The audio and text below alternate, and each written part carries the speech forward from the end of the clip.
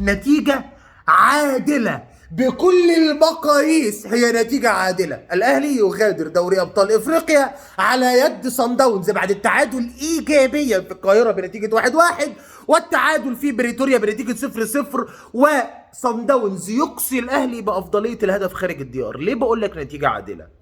نتيجة عادلة لأن في مدير فني اسمه مارسيل كولر واقف على الخط، ما لعبش مع الأهلي غير أول موسم.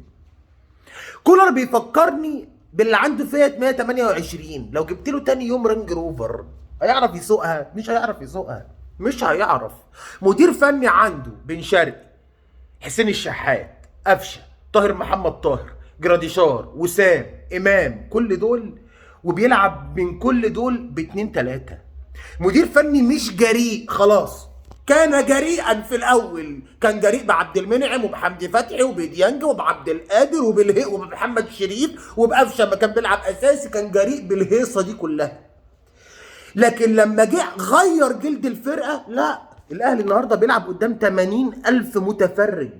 80,000 مالكش هجمه غير هجمه الجون، وبعدها الاهلي جاله هجمه لامام وشكرا.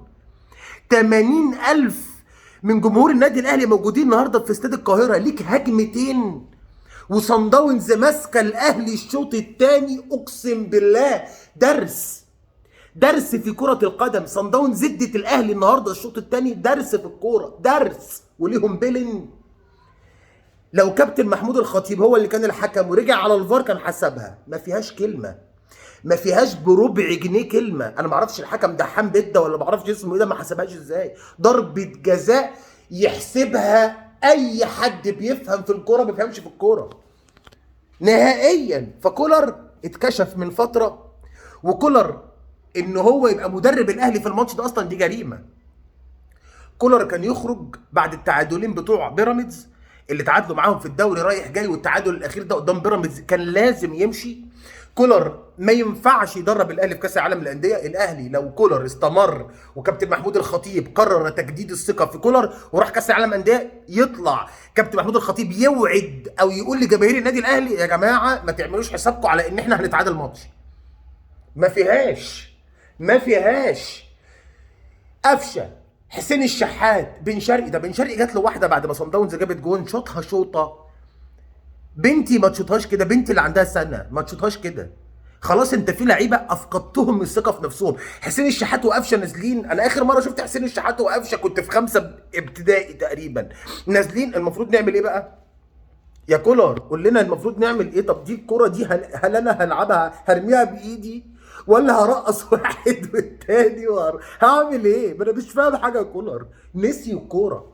لعيبه الاهلي مفيش كلام متقال لهم اثناء ما بيبقى الحيازه معاهم، مفيش كلام متقال. ولذلك لما الاهلي دخل فيه جون والاهلي بدا كله يهاجم، مفيش كوره اتعملت، مفيش خطوره اتعملت غير كوره بن شرقي اللي كانت عشوائيه. انما صن داونز الشوط الثاني نازله بتلعب مع الاهلي ماتش وكانها بتلعب ماتش في بريتوريا الساعه 3 العصر. مفيش اداء اسوأ من كده للنادي الاهلي شفته في تاريخ النادي الاهلي.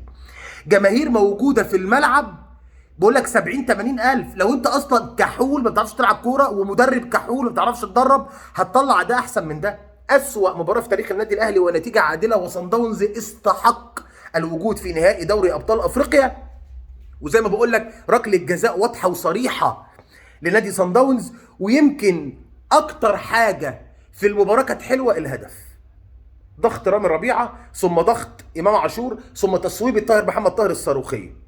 النهارده ياسر ابراهيم هو اللي احرز الهدف في نفسه، ولكن من وجهه نظري هو مان اوف ذا ماتش في نفس الوقت، جنب رامي ربيعه جنب اشرف داري. هم دول الثلاثه الابرز في المباراه مع محمد هاني ومصطفى العش في بعض الاوقات. ولكن استحق الاهلي الخروج، وقد يكون خروج مفيد للاهلي في نفس الوقت. ليه؟ لان كولر اكيد بعد هذا التعادل والخروج من دوري الابطال مستحيل يبقى هو مدرب الاهلي في كاس العالم للانديه. دي وجهه نظري. في حلقه للتاريخ على اليوتيوب بعد قليل هنتكلم فيها في حاجات كتير قوي واخبار ما حدش هيقولها لك باذن الله تعالى، فانتظروها. هارد لك للاهلي وجمهوره.